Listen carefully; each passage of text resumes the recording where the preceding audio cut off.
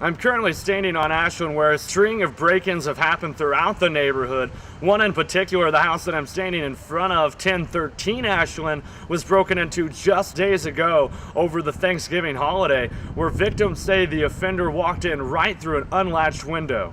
We think that they got in through one of our windows, which is, I'm so forgetful and I always forget my keys. And there's one window that I leave unlocked that I crawl through. And it's in the front of the house, so I was thinking maybe they saw me crawling through there and that's how they got in. Ashland Avenue is located just over a half mile from Ball State University and has seen a number of break-ins over the last few weeks. Police say 3 break-ins have been reported and an estimated $2,000 worth of items have been taken. Marcel Curtis, a manager of over 150 properties in Muncie, says an abnormal amount of crime has been happening to their homes closer to campus.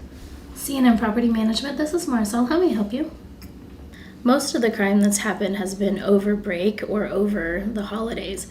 And we do most of our leasing before then. So filling the homes hasn't been an issue, and it's not widely publicized, I guess, the amount of crime that happens at Ball State. So it's mainly hearsay amongst students.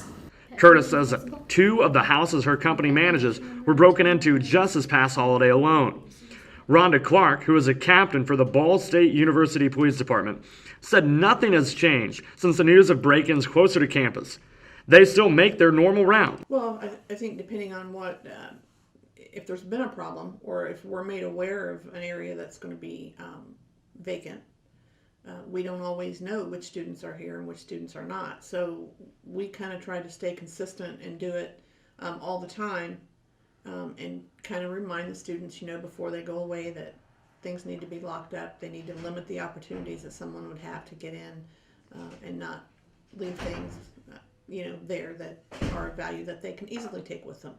They took one of my picture frames, those right here, and they put it in here, which was so weird. Before it happened, I was like, oh, that would never happen to me. Why would they want to break into my house? Obviously, I thought if they walked in the front door, they'd see how dirty our house was and be like, oh, never mind. But once it kind of happens to you, it becomes more surreal that, if I would have been in the house, what would have happened?